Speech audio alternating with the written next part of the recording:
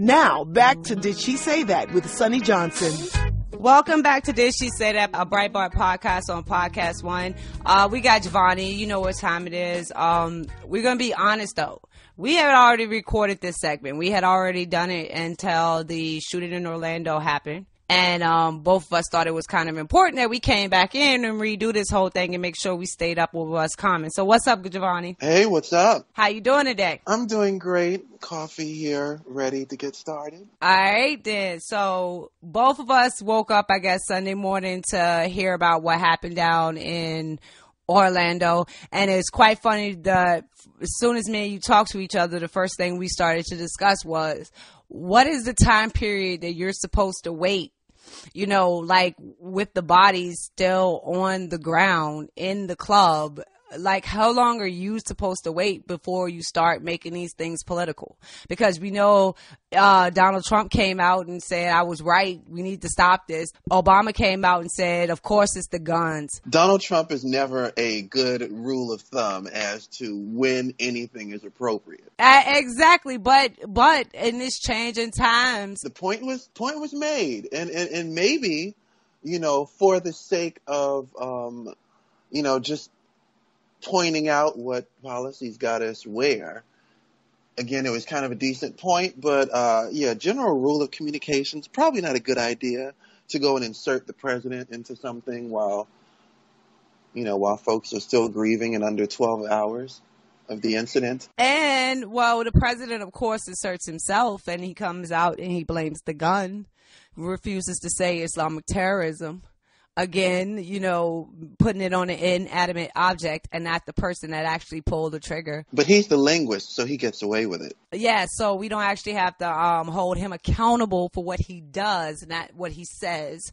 And then you have Hillary Clinton, who I'm guessing polled her response on this because she did come out and say it was Islamic terrorism. But she said it's not indicative of all Islam, and we must, as Americans, know the difference. So we, as normal citizens, we as regular everyday citizens, if our politicians can jump in this fast and start playing politics, what is our, you know, because I don't like doing this. Like, if anyone follows my timeline, usually when these things happen, I pray for the victims. I pray for America. And then I jump on to another subject because I don't want to play politics with people's lives. I don't want to play politics with people's death, you know, and I try to stay out of it. But this is coming to the point where us average everyday Americans, the more we stay out of it, the more this shit seems to happen. I mean, someone has to tell the truth at some point in time. And I know that you don't like getting involved in these things, and I tend to be the one who gravitates to the nitty gritty. I mean, I feel like in the role of covering news, if something happens and people want to comment on it, major figures, the president, etc., you put it out there, I get to respond to it. That's really all it is. It's just that simple. So I guess that's what we're going to set our standard in.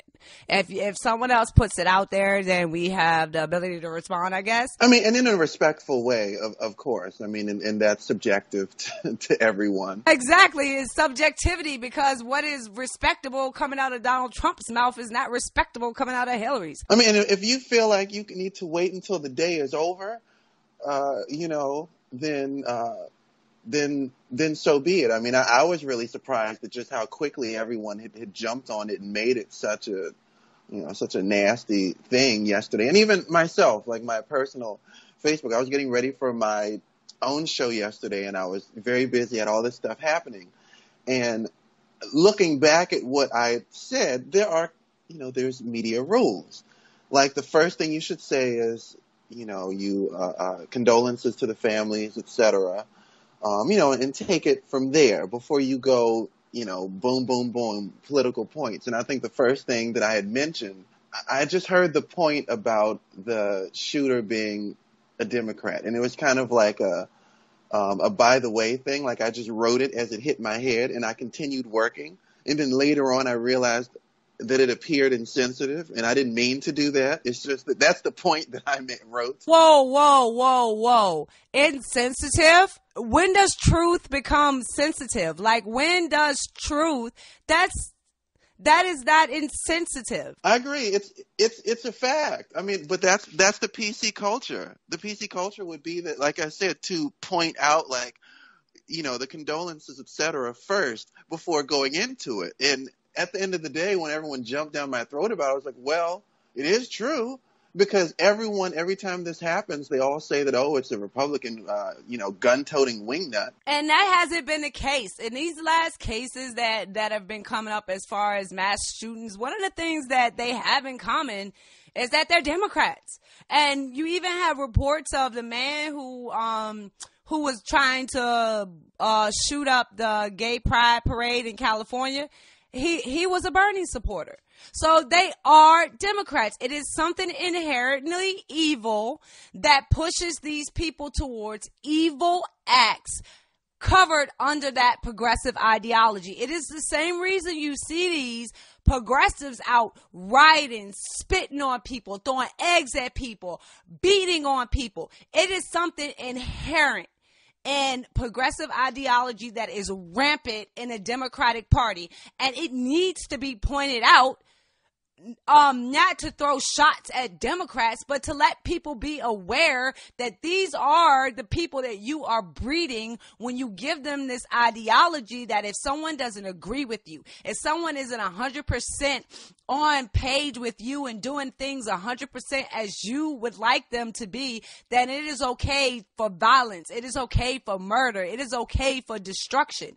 That shit is poison, and it is laced throughout the progressive ideology that is preached by Democrats, and that needs to be told. As long as it's the truth, then yeah, no, I'm in agreement. And you see it every day. It's spilling more and more into everyday society because we can't stop it. We can't say anything about it. We can't question a person's sanity. We can't question a person's political affiliation when it is relevant to their actions. We can't question any of these things anymore because you might hurt somebody's damn feelings. And speaking of hurting people's feelings, I said that my response as to how I think this should be handled, I think that we should go to where ISIS is, to their core, and I should kill everything, the wives, the children, down to the family goat, because we need to cut its head off. JaVonni, you're not compassionate. And that's generally how war goes. The response was, they said, JaVonni, so of course you would sympathize with that type of killing. And I said, this is a group of people who drops their enemies, they lock them in cages and drop them in acid. And they've told us they're going to come here and do the same to us. Yeah, I want to kill them all. They throw their enemies into cages with rabid dogs. They set them on fire. They behead them. They throw them off buildings. But you can't kill them. And they're revisionist historians. After 9/11, everyone was for whatever type of action that we made. If we had blown up the entire region, they were all for it. Because they remember, that was the point where we remembered that when the shit hits the fan, we're still Americans. And this is the point that I want to bring to, because of course the headline has to be that it was a gay club that was shot up. And yet again, I went to put this tweet out this morning that I don't care that it's a gay club. It's Americans. They killed Americans. I could care less what kind of people were in the club.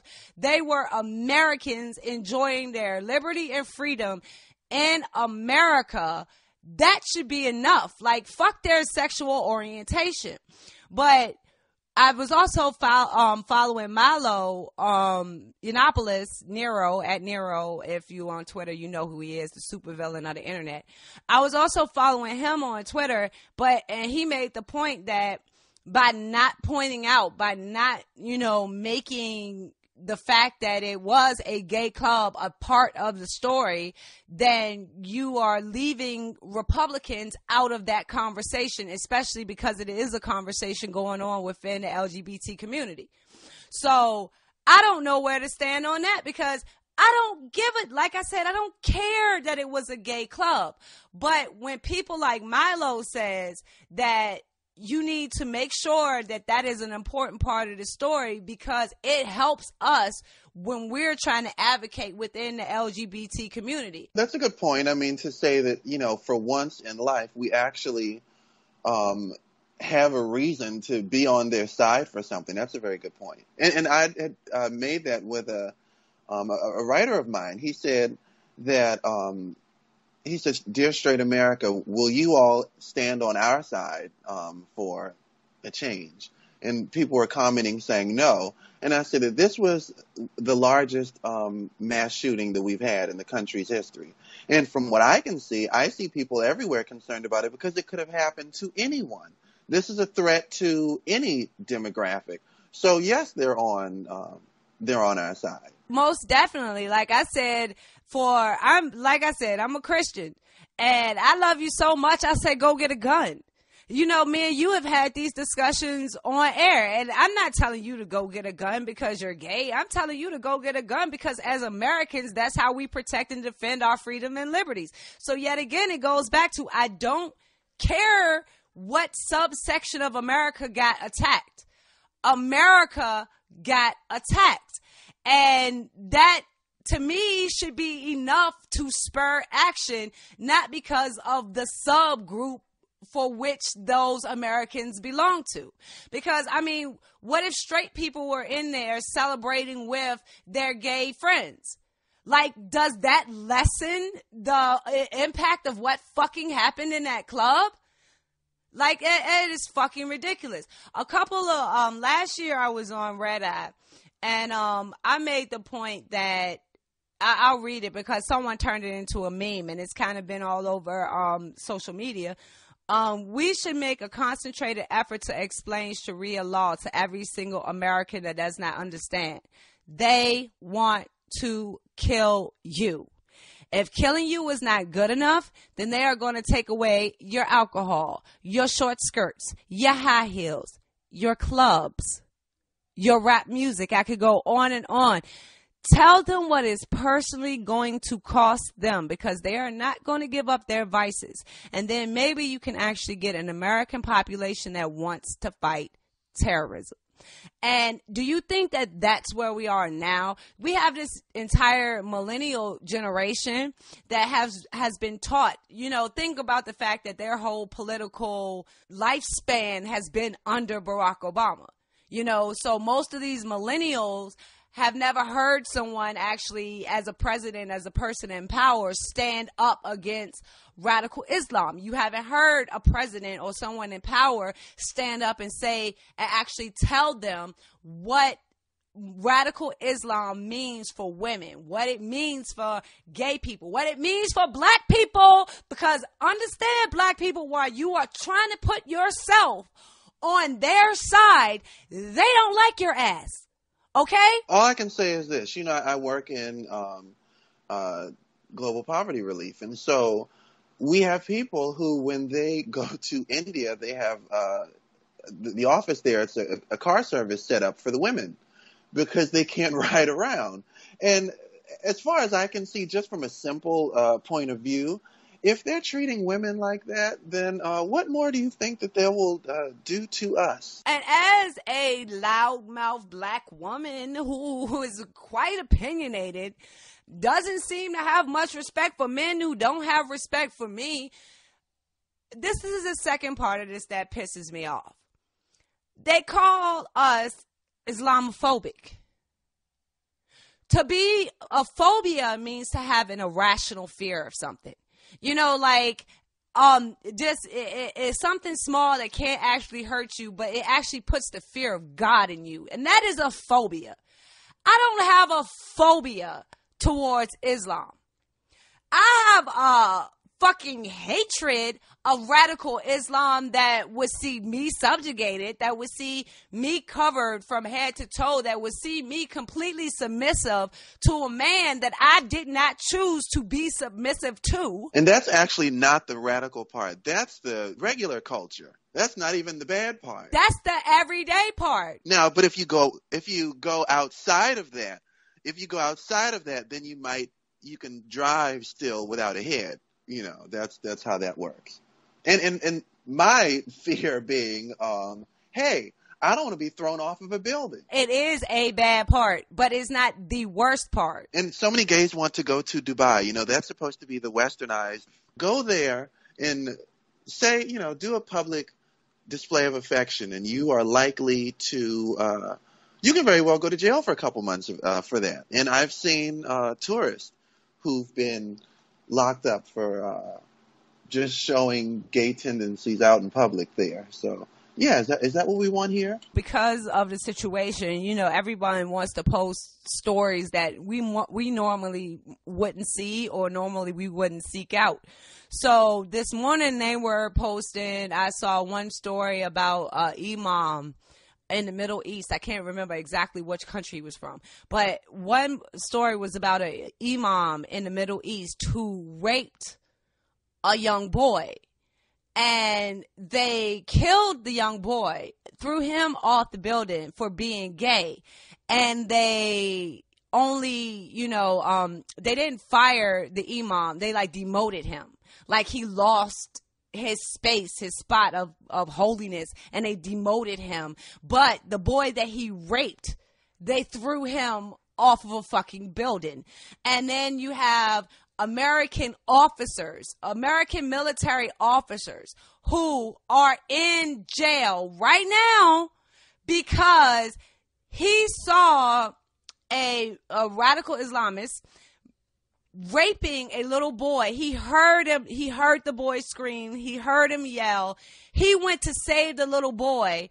And now he is in jail because we as Americans should not involve ourselves in Islamic practices when we are in Islamic countries, even if they're vile and disgusting, like raping little kids.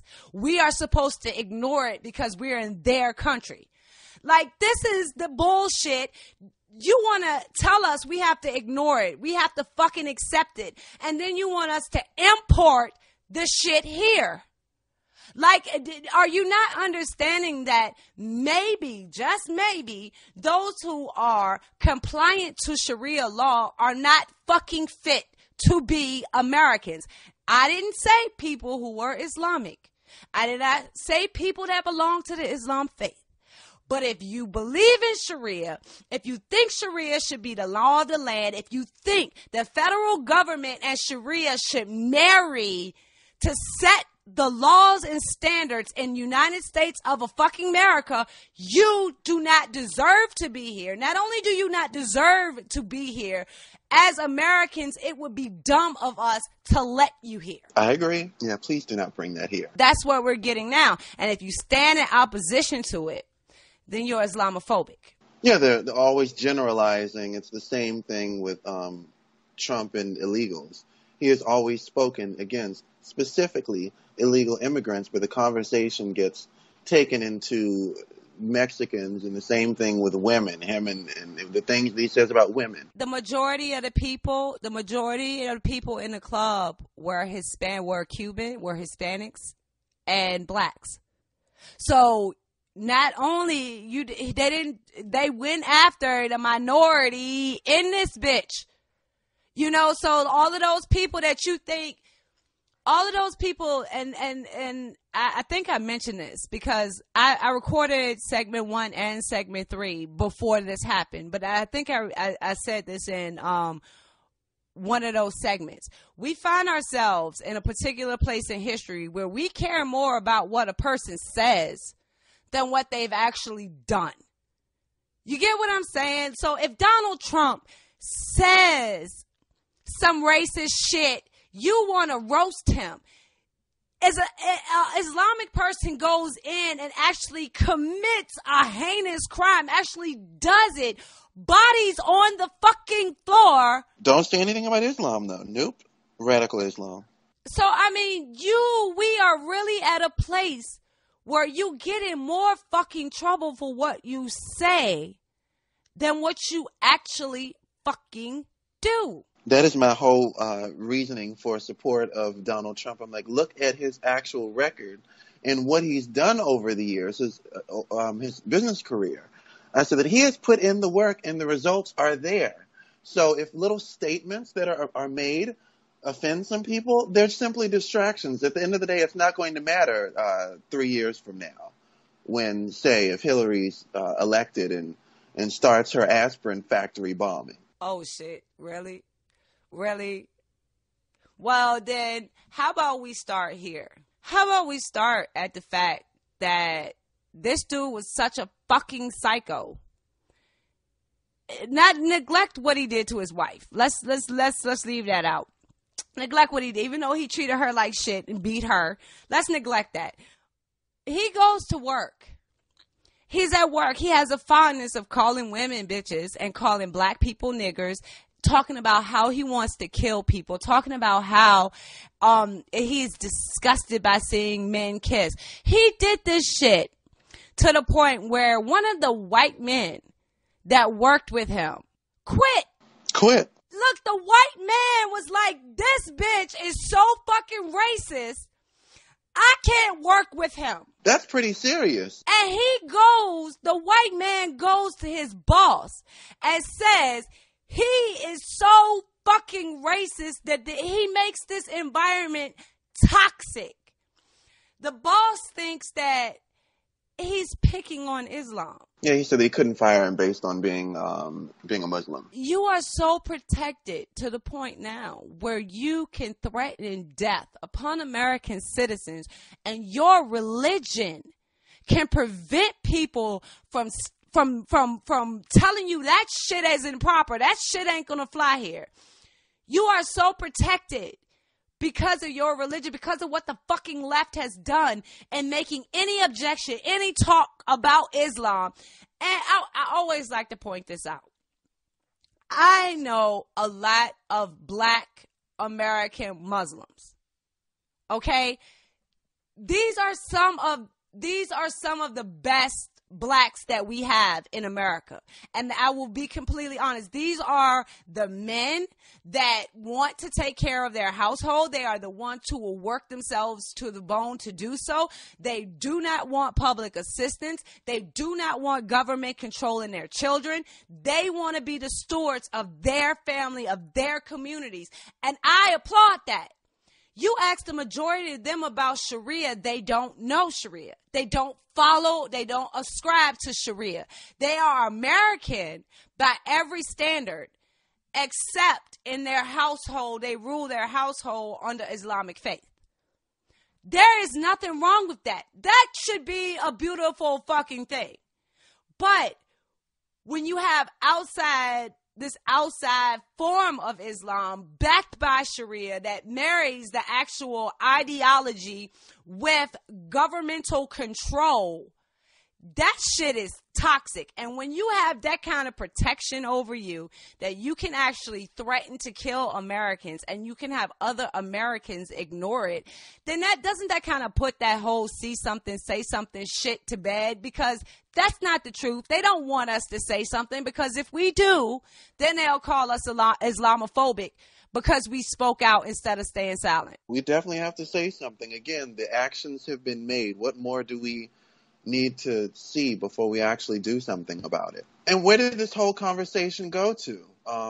Gun control. Gun control. You know what would be a better conversation? And you know how many people had told me that, if the guns weren't there, nothing would have happened. But he had bombs in his car. It was going to be one or the other. And that's not even the joke, because what they're telling us is you give up your guns because we'll protect you. The police will protect you. The FBI will protect you. Homeland Security will protect you. We will protect you, so you give up your guns. They interviewed this bastard 3 times. How the fuck are they protecting us? And didn't was it his father who was bragging about being a part of ISIS on YouTube? Through multiple videos. And they have him in a picture with Charlie Rangel. They have him in front of the State Department. So, yes, he was preaching all of this stuff, but he also was making sure, this is the father now, he also was making sure his image was attached to Americanism. You know, if you go through, and he has a lot of hateful things to say about what we do here in America, but he damn sure made sure that he attached himself to Americanism, to our politicians, to our political sites, to our historical spots. He made sure he connected himself to Americanism, at the same time practicing preaching about ISIS, and I think he had the Muslim Brotherhood, or he had a connection to one of those groups. This entire thing, we see it in front of us. We know it's here. And that's why I'll say this. The government isn't going to protect you. Make sure you get your conceal and carry license. Make sure you know how to protect and defend yourself, because the one thing that we didn't talk about, that we should end this with, was the one thing that all of these mass shootings have in common. Did you know that that nightclub was a gun-free zone? Yes, by legislation. That place was a gun-free zone. Nobody in that building had the means to defend themselves against a fucking psycho. But here was something, someone who ran for office here in D.C. said that that if the police had a hard time shooting him inside of the club, he said that I have a hard time believing that an amateur is going to do better than it's going to do better with a gun than the professionals. That was his response. Bullshit, because like you had the boys texting their moms in the bathroom. He's coming his way. I know I'm going to die. At that moment, if you had a gun, when he opened that door, you had a chance. You had a fucking shot. You had to wait 3 fucking hours for the police to come in there and save your ass. At least I would have wanted a motherfucking chance to defend my fucking self. And he came in the door with an AR-15. So, I mean, that's just not something that you can just hide. I mean, and Dinesh D'Souza said, I wonder if he told security, this isn't a weapon, it's a clock. I don't even get, okay? I throw my hands up. JaVonni wins this argument. It wasn't a rifle. It was a clock, and we should all feel dumb about it. So, yes, I just like dumbfounded by this. I'll say this. I guess this should have been the first thing we said, but I did it. Rather than worried about saying it, I did it. So we're actually going to, God, put your hands, mercy, and protection over every single family that was touched by this event. Let them know your presence. Let them know your strength. Let them know through you healing is obtainable if they look towards your vision, towards your beauty, towards your life, towards your compassion. All those things you give us freely. We can freely bathe in now, knowing that you are our God and you have us in your hands solidly. Hate may come up against us, but you overpower it. We know that in you is love. Put love on every single person that was touched by the shooting down in Florida, and every single person that was touched by terrorism all around the world. In Jesus' name we pray. Amen. Thank you, JaVonni. Amen. You're welcome. We'll see you next week, bro. Russia.